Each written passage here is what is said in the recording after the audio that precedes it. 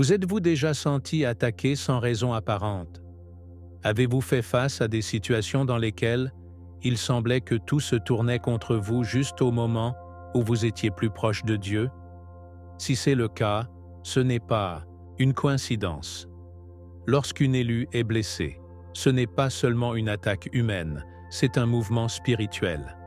La Bible nous avertit que ceux qui sont appelés par Dieu sont confrontés à l'opposition, car leur vie représente une menace pour l'obscurité. Dans le monde, vous aurez de l'affliction, mais confiance, j'ai vaincu le monde. Jean 16, 33. Ce que beaucoup de gens ne savent pas, c'est que lorsqu'un élu est blessé, le ciel réagit. Il existe un processus invisible qui est activé, une transformation qui peut tout changer. Premièrement, la souffrance semble insupportable, mais, dans cette même douleur, il y a une révélation. Ensuite, l'univers se déplace en sa faveur, car Dieu ne laisse jamais le sien. Et le plus choquant, ceux qui ont blessé un élu sont également observés par Dieu et recevront leur opportunité de rédemption ou leur jugement. Ce n'est pas une vidéo commune. Aujourd'hui, nous allons révéler ce qui se passe réellement lorsqu'un élu est blessé. Comment les forces spirituelles entrent en jeu et quel est le but divin derrière tout cela? Restez jusqu'à la fin, car ce que vous allez découvrir peut changer votre façon de voir chaque bataille que vous avez confrontée. Si vous croyez en la puissance de Dieu et que vous souhaitez renforcer votre foi, donnez-le comme cette vidéo. Et abonnez-vous maintenant à la chaîne, parce que ce que vous êtes sur le point d'apprendre n'est pas dit partout. Et cela peut être la clé pour comprendre ce que Dieu fait dans votre vie. Lorsqu'un choix choisi est blessé, le premier impact peut sembler écrasant. C'est un coup qui secoue l'esprit, provoquant l'alcool de l'âme au milieu de l'incertitude. La confusion prend le dessus sur l'esprit. Le désespoir murmure dans l'oreille, et la douleur semble assombrir toutes les perspectives. Beaucoup se demandent pourquoi Dieu permet-il que cela se produise? Mais si nous regardons les Écritures, nous constatons que les serviteurs de Dieu ont toujours été testés par la souffrance. Le travail était privé de tout, de sa richesse, de sa famille, de sa santé, et n'a toujours pas nié Dieu. Job 1, 20, 22. Jésus lui-même, étant le Fils de Dieu, a été persécuté, rejeté et crucifié, démontrant que la souffrance n'est pas un signe d'abandon, mais une préparation à une plus grande révélation spirituelle. C'est en ce moment de crise où quelque chose de surprenant se produit. Ce qui semblait d'abord une défaite commence à se transformer en clarté spirituelle. La personne choisie commence à voir avec de nouveaux yeux, comme si un bandage tombait de son visage. C'est ici que les paroles d'Isaïe résonnent avec le pouvoir. Ceux qui attendent dans le Seigneur renouvelleront leurs forces, voleront, comme les aigles, courront, et ne fatigueront pas, ne marcheront pas, et ne se fatigueront pas. Ésaïe 40, 31. Ce réveil est la première étape vers un niveau de foi plus profond. Un appel à cesser de voir avec les yeux du monde et à commencer à regarder avec les yeux de Dieu. Les blessures qu'un choix reçoit ne sont pas une coïncidence. Ils font partie d'un processus de raffinement. Comme l'or est purifié dans le feu, l'esprit est renforcé dans l'adversité. Paul le savait bien quand il a écrit « Je glore mes faiblesses, de sorte que la puissance du Christ repose sur moi. » 2 Corinthiens 12:9. L'ennemi veut que les élus se brisent, mais Dieu se prépare à quelque chose de plus grand. C'est là que la différence entre ceux qui se rendent et ceux qui persévèrent dans la foi sont définies. Ceux qui font confiance à Dieu au milieu de la tempête sont ceux qui verront leur gloire se manifester dans leur vie. L'ennemi attaque avec intensité parce qu'il sait que celui choisi est destiné à quelque chose de grand. Lorsque Joseph a été vendu par ses propres frères, il semblait que son destin était scellé, mais Dieu avait d'autres plans. Ce qui semblait être sa ruine était en réalité la voie à son but. Vous pensiez que vous aviez tort, mais Dieu vous dirigeait. Genèse 50, 20. De la même manière, les blessures d'un choix sont le prélude à une bénédiction majeure. C'est le point où tout semble perdu, mais en réalité, c'est là que Dieu commence à agir avec une plus grande puissance. Donc, si vous traversez un moment de souffrance, Ne vous laissez pas berner par les apparences. Ce n'est pas la fin, mais le début d'une transformation. La clé n'est pas de libérer la main de Dieu. Le test d'aujourd'hui sera le témoignage de demain. Et le plus étonnant, c'est que la souffrance n'est jamais vaine. Chaque déchirure qu'un déversement choisi est collecté par Dieu. Chaque blessure rappelle que son but est plus élevé. Mais que se passe-t-il après cette première phase? C'est là que l'intervention divine entre en jeu, parce que Dieu ne laisse jamais un seul. Quand un élu est blessé, le ciel ne reste pas indifférent. Bien que dans le monde naturel, tout semble chaos, la protection divine est activée. Dans le domaine spirituel, Dieu ne laisse jamais seul à la sienne. L'ange du Seigneur accame autour de ceux qui les craignent et les défendent. Psaume 34, 7. Alors que l'ennemi essaie de détruire, Dieu orchestre pour le bien de ceux qui l'aiment. À ce stade, des choses qui semblent des coïncidences commencent à se produire, mais en réalité, ce sont des synchronicités divines. Une personne qui apparaît au bon moment, un mot de souffle inattendu, une porte qui s'ouvre lorsque tout semblait fermé. Dieu guide les étapes de son élu, s'assurant qu'aucune blessure n'est vaine. Lorsque l'ennemi attaque, c'est parce qu'il a détecté un but. Mais Dieu, dans sa souveraineté, permet non seulement le test, mais fournit également la sortie. Il ne vient pas de vous aucune tentation qui n'est pas humaine. Mais fidèle est Dieu, ce qui ne vous permettra pas d'être tenté plus que vous ne pouvez résister. 1 Corinthiens 10, 13. Cela signifie que tout ce qui atteint la vie de l'élu a déjà été filtré par les mains de Dieu. Rien ne se passe sans but, rien ne se passe sans raison. C'est pourquoi, au milieu de la tempête, l'élu doit se rappeler que le ciel travaille en sa faveur, bien que ses yeux ne puissent toujours pas le voir. Dieu envoie de l'aide de manière inattendue. Cela peut être à travers les gens, les rêves, les révélations, les messages qui arrivent au moment précis. José, quand il était en prison, n'était pas seul. Dieu lui a donné drôle sous les yeux du geôlier et lui a permis d'interpréter les rêves, ce qui l'a finalement amené à remplir son but. Genèse 41, 39, 41. De même, l'élu reçoit des signes divins et des confirmations qui le dirigent sur le bon chemin. La clé est d'être attentif, pas de désespérer et de croire que le Seigneur travaille, même lorsque le panorama semble incertain. À ce stade, la protection divine devient évidente. Il y a des situations que l'élu ne sait même pas qu'il le menaçait, parce que Dieu les a déjà neutralisées avant qu'ils ne se produisent. Un accident qui a été évité sans raison apparente, un danger qui a été esquivé au dernier moment, une opportunité qui a été perdue puis s'est avérée être une bénédiction déguisée. Dieu s'occupe de la sienne d'une manière que nous ne comprenons souvent pas avant de regarder en arrière. Jésus lui-même a dit « Et ici, je suis avec vous tous les jours jusqu'à la fin du monde. » Matthieu 28, 20. Sa présence est la plus grande garantie de protection. Mais ce n'est pas la fin du processus. L'élu, en plus d'être protégé, commence à ressentir une transformation intérieure. Ce qui semblait avant une blessure irréparable devient l'étincelle d'une croissance spirituelle sans précédent. Dieu protège non seulement, mais utilise également des tests pour renforcer et équiper leurs serviteurs. Que se passe-t-il après la protection divine? C'est là où commence une nouvelle étape, une métamorphose qui mènera les élus à un niveau complètement différent. Après avoir traversé la douleur et reçu une protection divine, l'on choisit à vivre. Une transformation interne. C'est comme si quelque chose dans son esprit était allumé avec une intensité qu'il ne savait pas auparavant. C'est le moment où votre foi est purifiée en or dans le feu. Pour la preuve de votre foi, plus précieux que l'or qui, bien que périssable, éprouvé par le feu, se trouve dans la louange, la gloire et l'honneur lorsque Jésus-Christ se manifeste. 1 Pierre 1, 7. Ici, la souffrance n'est plus considérée comme une punition, mais comme un processus nécessaire pour atteindre un niveau de communion plus élevé avec Dieu. C'est le point où l'on choisit, cesse de demander « Pourquoi cela m'arrive-t-il » et il commence à demander « Pourquoi Dieu me prépare-t-il » Dans cette phase, l'esprit de l'élu exacerbe. son discernement augmente, sa sensibilité spirituelle augmente, et sa relation avec Dieu devient plus profonde.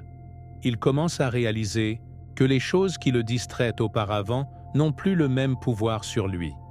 Il ressent un appel plus fort à la prière, à l'étude de la Bible, à l'intimité avec Dieu. C'est une renaissance spirituelle.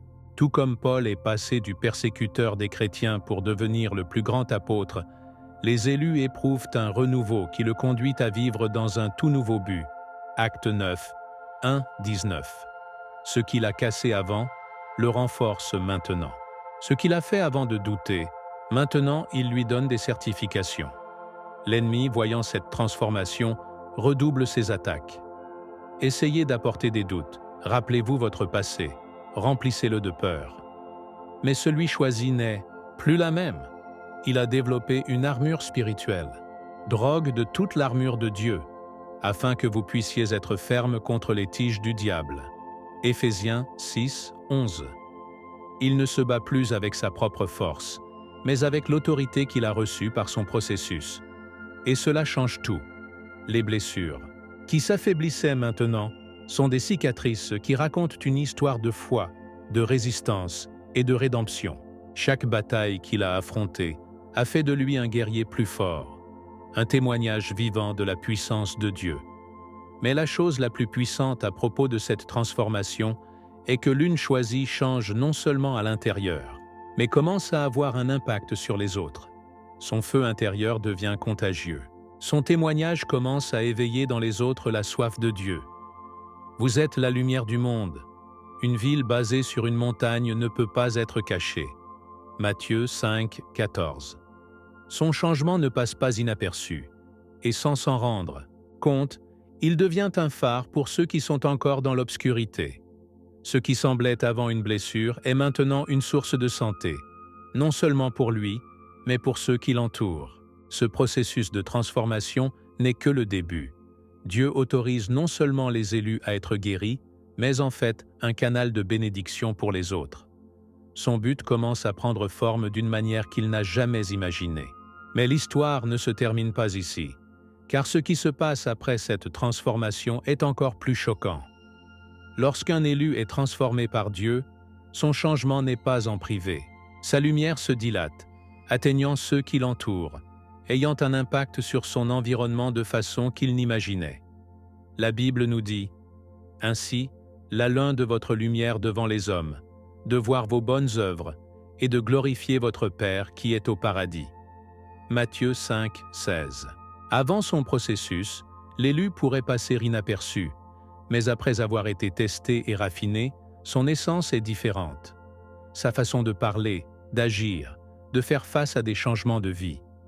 Sa foi n'est plus théorique, mais expérientielle, et cela se voit. Ceux qui l'entourent commencent à percevoir qu'il y a quelque chose de différent, quelque chose qu'ils ne peuvent pas expliquer, mais cela les attire. Ce n'est pas un accident que bon nombre des hommes et des femmes les plus influents ont d'abord traversé un processus de douleur avant d'être utilisés pour transformer les autres. Moïse a été mis dans le désert avant de devenir un leader. David a été persécuté avant d'être roi, et Jésus a traversé la croix avant la résurrection. La souffrance de l'élu est l'engrais qui nourrit sa mission. Dieu l'a préparé non seulement à sa propre croissance, mais à être un instrument de changement dans sa communauté. Et vous serez mes témoins à Jérusalem, dans toute la Judée, en Samarie, et même le dernier de la terre. Acte 1, 8. Sa vie devient un témoignage vivant, que les autres observent avec étonnement. Quelque chose de curieux se produit quand un élu augmente spirituellement. Son environnement réagit. Certains l'admirent, d'autres se sentent mal à l'aise et certains essaient même de l'arrêter. Jésus l'a averti. « Si le monde vous déteste, vous savez que cela m'a détesté devant vous. » Jean 15, 18. La lumière inconfortable à ceux qui marchent encore dans l'obscurité. Par conséquent, lorsque l'élu commence à briller, certains le rejettent, critiquent ou essaient d'éteindre leur feu. Mais ce qu'ils ne comprennent pas, c'est que celui choisi a déjà été renforcé dans le test. Ses racines sont profondes. Leur foi est inébranlable. Ce qu'il a effondré avant le fait maintenant grandir. À ce stade, l'impact de l'élu n'est plus uniquement personnel, mais collectif. Sa famille commence à remarquer le changement.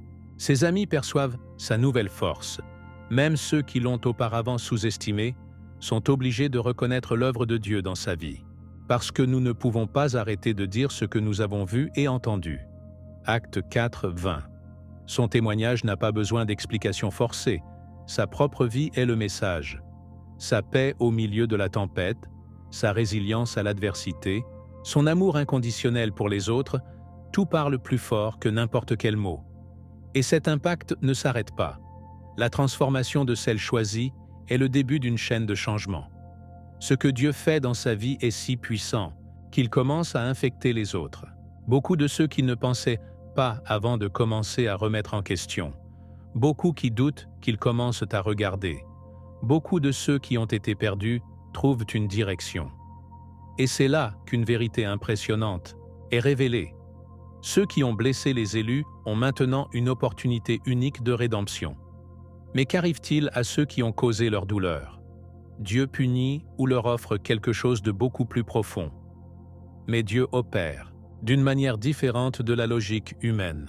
Au lieu de punir sans plus, il offre une opportunité de repentir. Ne voulant pas que personne ne périsse, mais tout le monde procède au repentir. 2 Pédro 3, 9. Ceci est difficile à comprendre, surtout lorsque nous avons été profondément blessés. Mais si nous regardons l'histoire biblique, nous voyons que Dieu transforme non seulement les élus, mais change également ceux qui les ont persécutés. Paul, anciennement appelé Saul, a persécuté et puni les chrétiens, mais Dieu l'a trouvé sur le chemin de Damas et a fait de lui l'un des apôtres les plus influents. Acte 79, 1, 19. C'est un principe divin. Quand quelqu'un blesse un choisi, il ne se laisse pas sans conséquence. Mais au lieu de destruction immédiate, Dieu donne une chance de restauration. Ceux qui ont causé de la douleur peuvent être réalisés par la grâce, s'ils ont le cœur prêt à changer. José, vendu comme esclave pour ses propres frères, a eu l'occasion de se venger lorsqu'il est devenu gouverneur de l'Égypte. Cependant, au lieu de retourner le mal, il leur a montré la miséricorde, leur disant « Vous avez pensé me faire mal, mais Dieu le dirigeait bien. » Genèse 50, 20. Ce qui semblait être un acte de trahison a fini par faire partie du plan divin pour en sauver beaucoup. Le processus de rédemption pour ceux qui en ont blessé un choisi n'est pas facile. Plusieurs fois, ils sont confrontés au poids de leur conscience. Ils ravivent les dommages qu'ils ont causés et éprouvent des situations qui les amènent à réfléchir. C'est là où Dieu travaille dans leur cœur. Certains reconnaîtront leur erreur et chercheront le pardon, tandis que d'autres durciront leur cœur. C'est la même histoire de Pharaon à l'époque de Moïse. Dieu lui a donné de multiples occasions de regretter, mais il a refusé encore et encore. Exode 9, 12. La miséricorde de Dieu est réelle, mais le choix final est entre les mains de chaque personne. Pour l'élu, c'est un moment crucial. Allez-vous garder rancune ou permettre à Dieu de travailler dans vos ennemis?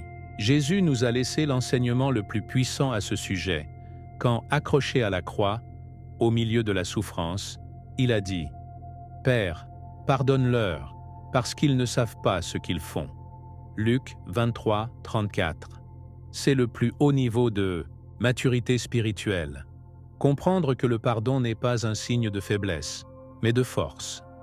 L'élu n'a pas besoin de chercher justice pour ses propres mains, parce que Dieu lui-même s'occupe de tout.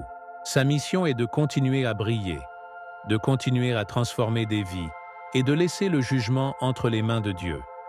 Et c'est là que le cycle se ferme. Ce qui a commencé comme une blessure, une injustice, une douleur, est maintenant devenu une histoire de foi, de transformation et de rédemption. Mais cela ne se termine pas ici. Dieu continue d'écrire l'histoire de chaque élu, la guider vers de nouvelles étapes, de nouveaux défis et surtout de nouvelles victoires. Parce qu'être choisi ne signifie pas vivre sans preuve, mais marcher avec la certitude que Dieu contrôle. Et quand tout semble sombre, il y a toujours une lumière qui brille plus. Maintenant que vous connaissez la vérité sur ce qui se passe lorsqu'un choix choisi est blessé, je veux vous demander, Avez-vous déjà passé un test que vous avez compris plus tard que cela faisait partie du plan de Dieu? Partagez votre expérience dans les commentaires, je veux vous lire. Si ce message a parlé à votre cœur, n'oubliez pas de vous abonner à la chaîne et d'activer les notifications. Ainsi, vous ne manquerez aucun des contenus qui renforcent votre foi et vous révèlent les secrets spirituels que peu connaissent. Et avant de partir, je vous recommande de voir la prochaine vidéo qui apparaîtra sur votre écran, car vous y découvrirez une autre vérité puissante qui peut transformer votre marche avec Dieu. Que Dieu vous bénisse et vous voie dans la prochaine vidéo. Je suis un cadre et jusqu'à la prochaine fois.